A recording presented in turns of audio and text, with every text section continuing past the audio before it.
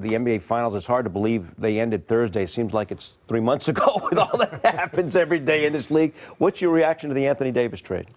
I thought both teams did well. Obviously, the Pelicans had to deal him. He wants out. When a star player wants out, the worst thing you can do is hold on. It's just not going to work. So they were up against it, and I thought they received a lot. Now we're going to find out if Brandon Ingram and Lonzo Ball are they a chance to be all-star players. The draft picks, obviously great, but you don't know ever what the draft is going to be.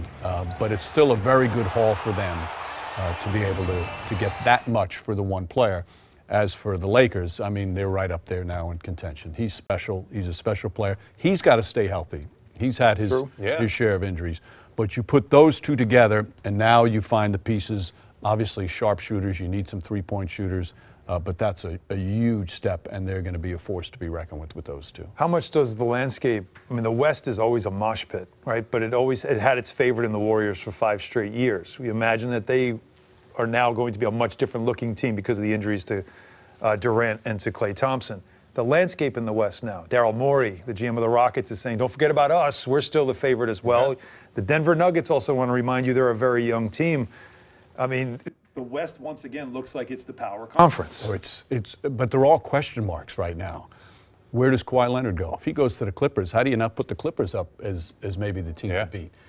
Depending on how long Klay Thompson's out, it all determines Golden State.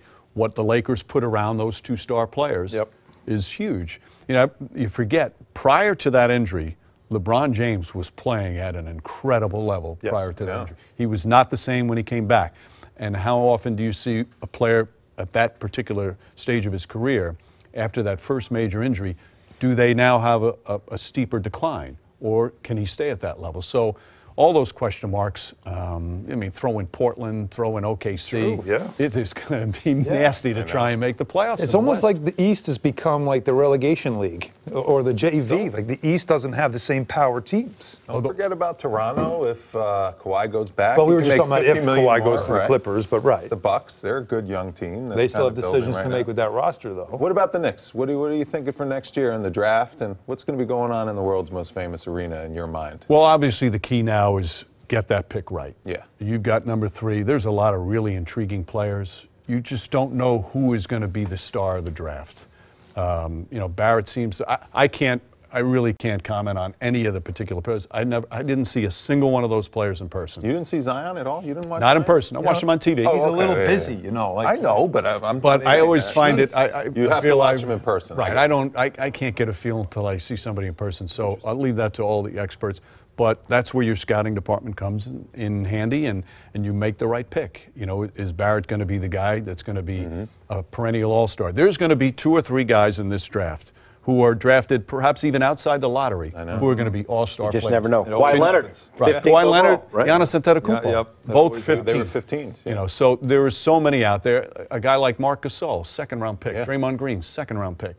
So the stars are out there. You've got to find the right one. How about free agency? What do you think the Knicks fans' perspective should be as June 30th approaches here? Well, I like what Steve Mills and Scott Perry have said, is if they're not going to get the star, they're not going to go for the 2nd tier. You wait all this time to have this kind of money to go for the 2nd tier. Yeah, you'll improve, maybe win 45 games, maybe even 50 games, but the end result or the end goal is to be a championship contender. So you've got to save it for the right people. And if that means another couple of years, as painful as that can be, I think it's the right way. And the Durant decision, I think, is a big decision, because obviously he's not going to play next year, but he's still one of the premier players in the league, and his skill set is such that even if he lost a little athleticism, he'd still be one of the most lethal scorers in the game. And his presence alone, what it does also for your franchise, it's definitely something to consider.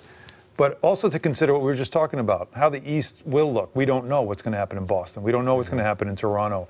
If there's ever a time to, if you don't have the ability to get stars, to go short term, stay flexible, and also continue to develop young players, this is probably the time, because there is no super team that you've got to build up to defeat in the East. You just have to be good enough to be able to make the top 8, to be a playoff team. Right. And two, you never know what's going to fall out of the trees in the next year or so. Teams that think they're contenders, all of a sudden, you know what, they had a couple of bad lucks for one reason or another. Now they need to trade their star because he's making too much money.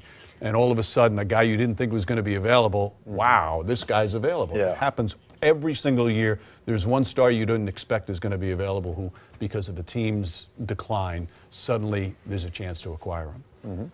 My man, you're the man. My man, you're the man. Wow, I liked it. Now, Like did you that? think of that? I did. I've been forcing right here. I have been practicing that In your honor, since I knew. in your honor, I'm going to roll up the sleeves on the jacket. You're my man. You're our man. Thank you so much. Oh, You're my the best. pleasure. Great to see you. All guys. right. For more great videos from the MSG 150, check out right there. And remember, our show is on Monday through Thursday, 8 to 10:30 p.m. on MSG Network and MSG Go.